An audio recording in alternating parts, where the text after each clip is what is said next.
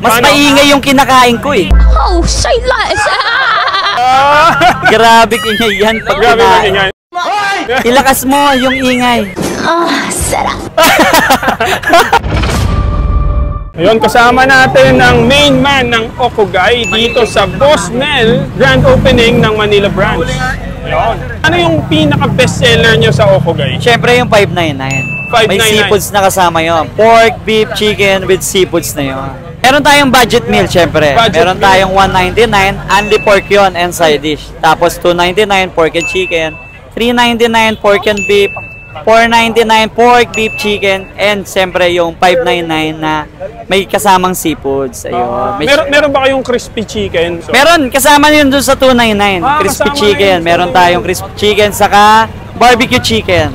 Punta kayo doon sa Molino 4 Bacoor. Okay, may question ako sa'yo, bro. Yo. Kunwari, magiging crispy chicken ka, gaano ka kaingay kainin? Mas Paano? maingay yung kinakain ko eh. Ay, sige, paano? Oo. Sarap. Grabe mag-ingay yan pag Grabe kinain. magingay. Yeah, boy. Paano yung ingay? Paano yung ingay? Ilakas mo yung ingay. Sarap.